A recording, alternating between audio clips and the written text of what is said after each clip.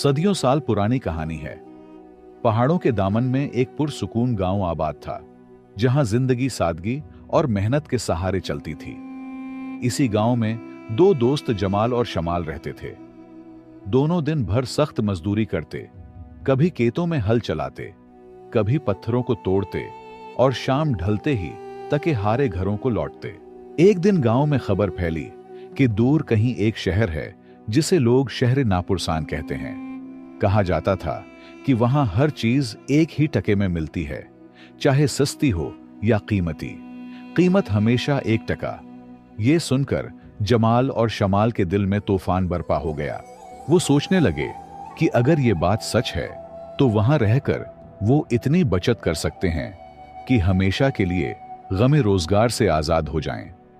शौक और लालच ने उन्हें बेचैन कर दिया, मगर जाने से पहले उन्होंने बस्ती के बुजुर्गों से मशवरा किया। बुजुर्गों के चेहरे पर खौफ की झलक नजर आई।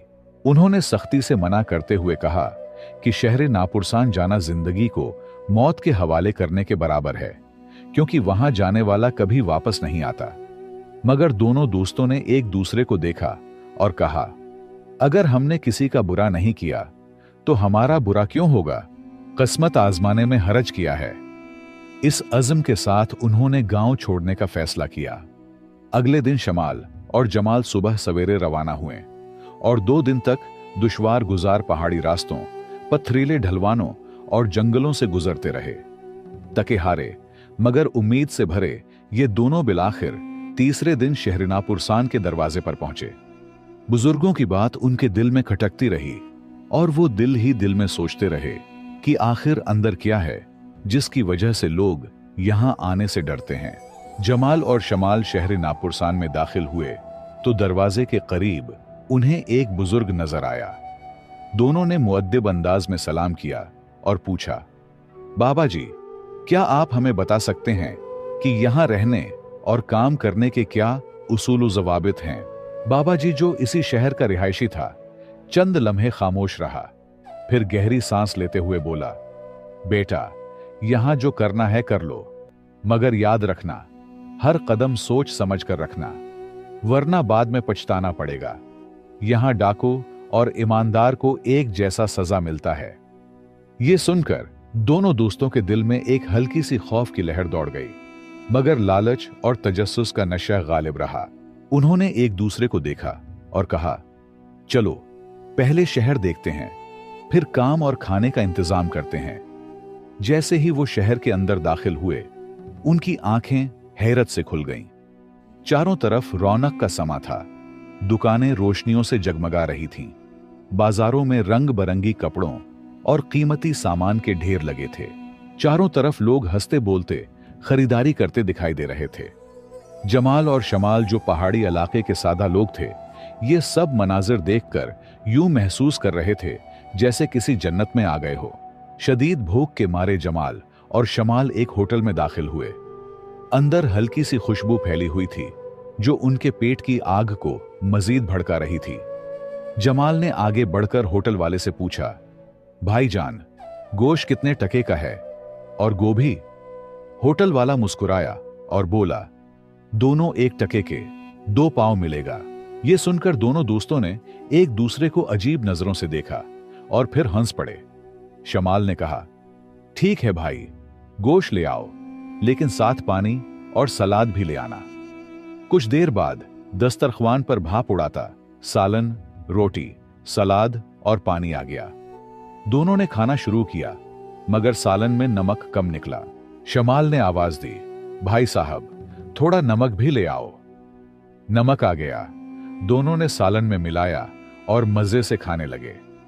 पेट भरने के बाद पानी पिया, सलाद खत्म किया और तसल्ली से उठकर हिसाब देने लगे। जमाल ने जेब से 1 टका निकालते हुए कहा, ये लो भाई, 1 टका। मगर होटल वाले ने मुस्कुराकर कहा, जनाब, आपके हो गए 5 टके। जमाल ताज्जुब से कहने लगा, 5 टके किस बात के? हमने तो 1 टके का खाना खाया है। होटल वाला हंसकर बोला, भाई साहब, 1 टके का गोश्त, 1 टके का पानी, 1 टके की रोटी, 1 टके का सलाद और 1 टके की वो जगह जहां आप बैठे थे।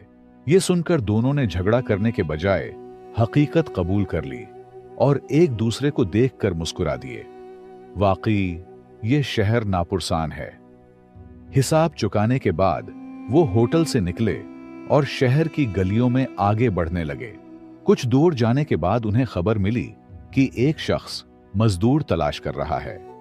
दोनों फौरन उसके पास पहुंचे। शमाल ने आगे बढ़कर अदब से पूछा, भाई साहब, क्या आपको वाकई किसी मजदूर की जरूरत है?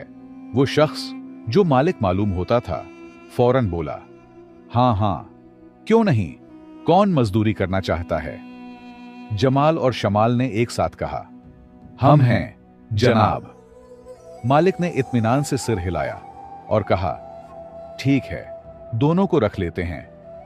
यूं दोनों दोस्त खुशी खुशी काम पर लग गए। जमाल को बागबानी और माली का काम सौंपा गया, जबकि शमाल को पत्थर तोड़ने का सख्त और खतरनाक काम दिया गया। अगरचे शमाल का काम ज्यादा मुश्किल था, लेकिन वो दिल ही दिल में खुश था कि ये कठिन मेहनत शायद ज्यादा मुनाफा दिलाएगी। जबकि जमाल सोच रहा था कि माली का हल्का पुल्का काम होगा तो उजरत भी कम मिलेगी। यूं देखते ही देखते 1 महीना गुजर गया। दोनों ने दिन रात मेहनत की। जमाल ने बाग संवारा, पौधे लगाए और पानी दिया, जबकि शमाल ने जलती धूप में पत्थरों को तोड़ते हुए पसीना बहाया। आखिरकार वो दिन आ पहुंचा जब मजदूरी का हिसाब होना था। जमाल और शमाल एक साथ मालिक के पास गए और तनख्वाह का मुतालबा किया। मालिक ने बटवा खोला और दोनों को बराबर पैसे थमा दिए। ये देखकर शमाल के माथे पर बल पड़ गए। उसने गुस्से से कहा, मालिक, मैंने सख्त और खतरनाक काम किया है, मेरा हक बनता है कि मुझे ज्यादा पैसे मिलें। मालिक ने हंसते हुए बेपरवाह लहजे में जवाब दिया, शमाल भैया, ये शहर नापुरसान है, यहां ऐसा ही होता है। ये सुनकर शमाल का गुस्सा और बढ़ गया, मगर उसने पैसे लिए और खामोशी से बाहर आ गया।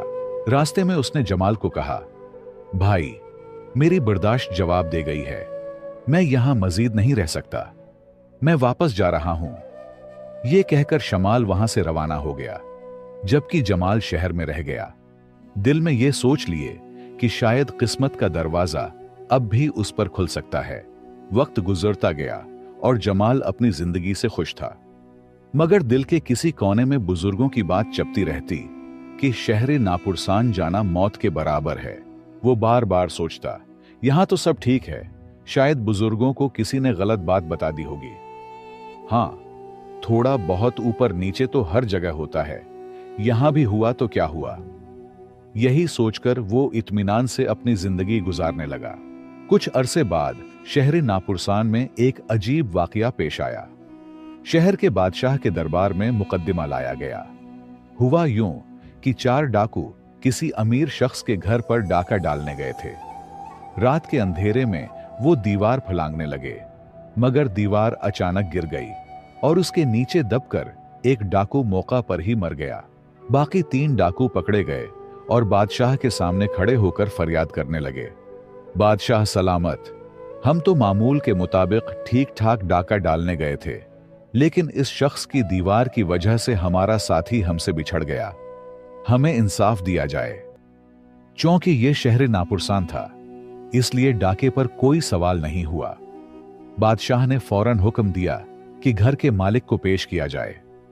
मालिक आते ही बादशाह ने गुस्से से कहा, इसे फांसी पर लटका दो, इसकी दीवार की वजह से एक बेचारा डाकू मर गया। मालिक ने गिड़गिड़ाते हुए बोला, बादशाह सलामत, यह मेरा गुनाह तो नहीं है। बादशाह ने तेज लहजे में पूछा, फिर किसका गुनाह है? मालिक ने फौरन जवाब दिया, यह गुनाह इस मिस्त्री का है जिसने दीवार बनाई, उसने गलत और कमजोर दीवार बनाई होगी।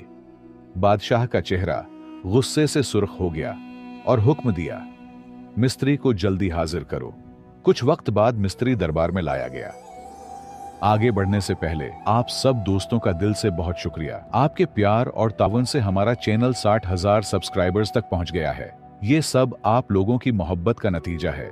कुछ दोस्त हमारी कहानियां शौक से देखते हैं लेकिन सब्सक्राइब नहीं करते, लिहाजा सब्सक्राइब करना बिल्कुल फ्री है। अभी सब्सक्राइब कीजिए और हमें 1 लाख सब्सक्राइबर्स तक पहुंचाने में मदद कीजिए और इस वीडियो को लाजमी लाइक और शेयर कीजिए।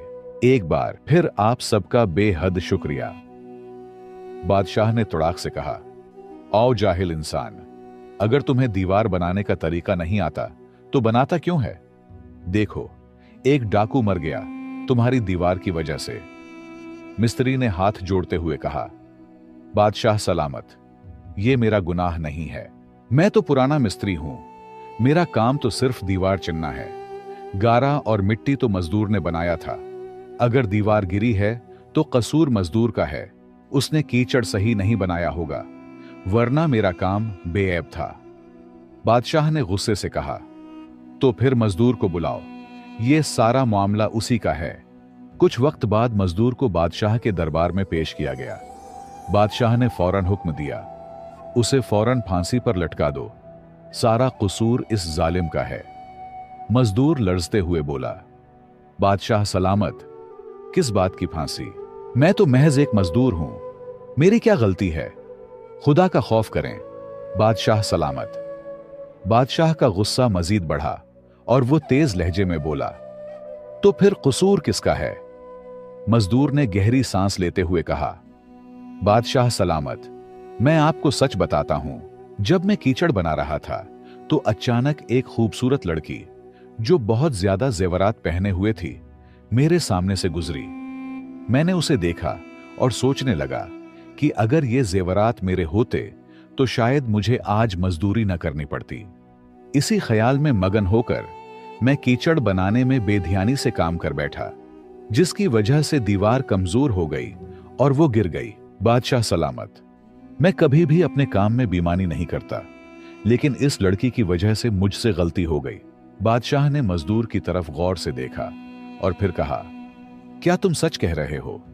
क्या वाकई गारा और कीचड़ तुमने उस लड़की की वजह से खराब बनाया था? मजदूर ने फौरन जवाब दिया, हां बादशाह सलामत, मैं झूठ क्यों बोलूंगा?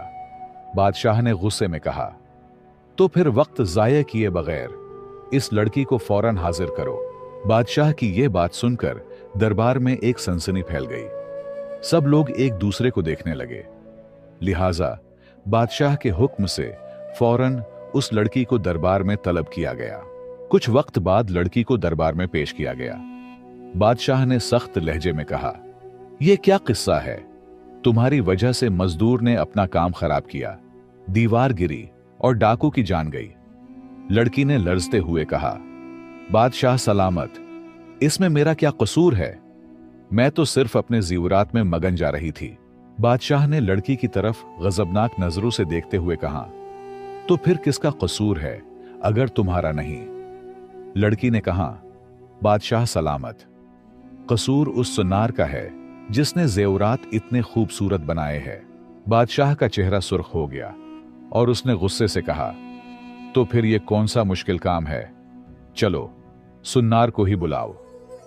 कुछ वक्त बाद सुन्नार को दरबार में पेश किया गया। बादशाह ने दरबार बर्खास्त करते हुए कहा, अब इसके बाद किसी का नहीं सुनूंगा, बस यही आखिरी बंदा है जो असल मुजरिम है। मजीद मसाइल पैदा करने की जरूरत नहीं, सारा कसूर इस जाहिल का है। अगर इसने जेवरात सादा बनाए होते तो वो औरत ये जेवरात न खरीदती।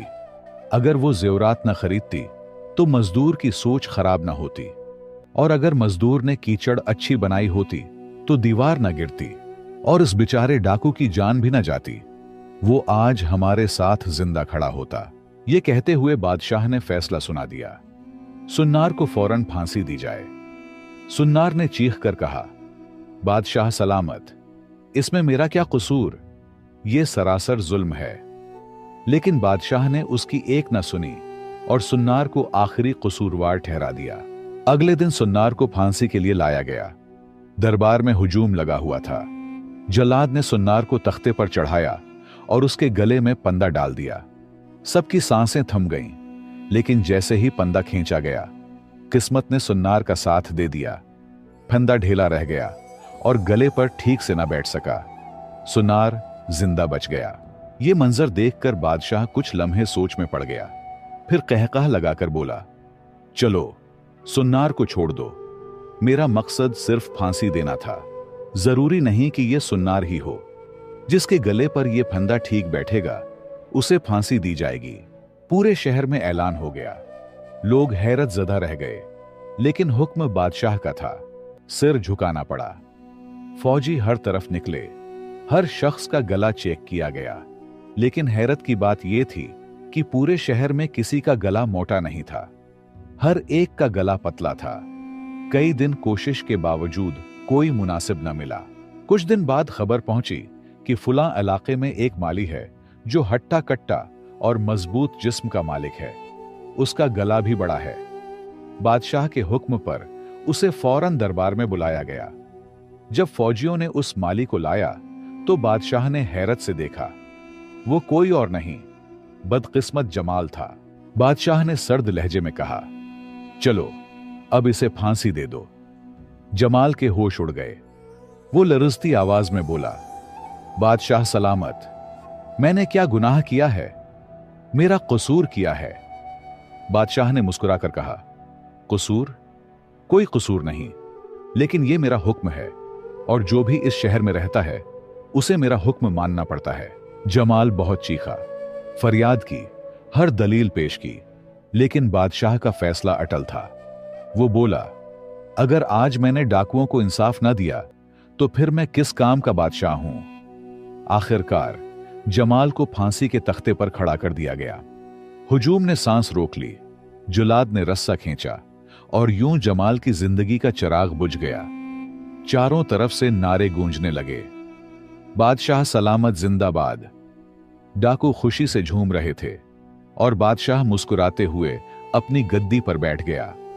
कुछ अरसा बाद शमाल दोबारा शहर नापुरसान आया। दिल में सिर्फ एक ख्वाहिश थी कि अपने दोस्त जमाल का हाल मालूम करे। वो गली गली उसे ढूंढता रहा, हर जगह तलाश की, लेकिन जमाल कहीं न मिला। आखिरकार हिम्मत करके बादशाह के दरबार तक पहुंचा।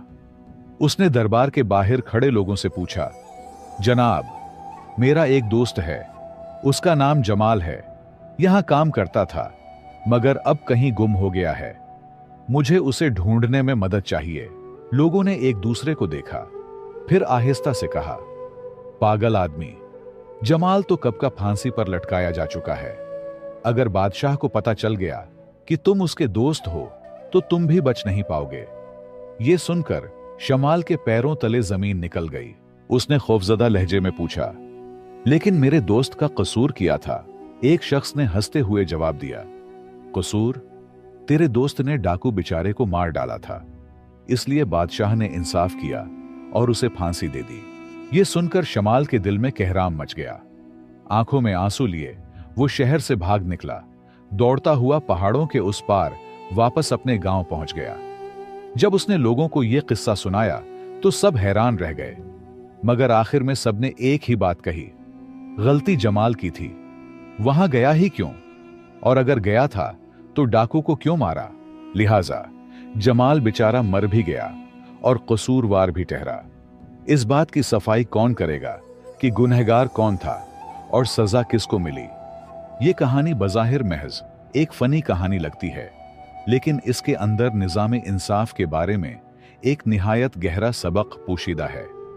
आज के दौर में हर अदालत, हर इदारा और हर इंसाफ देने वाला बिल्कुल इसी रवैये का मुजाहरा कर रहा है जो शहर नापुरसान में दिखाया गया। शायद अगर ये कहानी 100 साल पहले लोगों को सुनाई जाती तो वो हंसते और इसे महज एक अफसाना समझते, लेकिन आज ये हंसी का नहीं बल्कि अफसोस और हकीकत का आईना है। क्योंकि आज नाइंसाफी आम है, अदालतें हक से दूर हैं और हुक्मरान जुल्म को इंसाफ का नाम देकर अपने फैसले नाफिज करते हैं। मुल्की अजीज में कातिल आजाद घूमते हैं, जबकि मकतूल और उसका खानदान बरसों अदालतों में जलील होते रहते हैं, यहां तक कि वो इंसाफ की उम्मीद छोड़कर शिकस्त कबूल कर लेते हैं।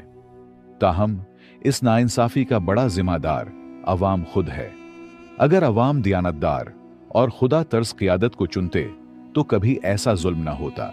तारीख उठाकर देखें, खुलफाए राशिदीन का दौर पढ़ें, जहां हुक्मरान खुदा के खौफ से लरुसते थे और अवाम के हक में कभी नाइंसाफी नहीं करते थे।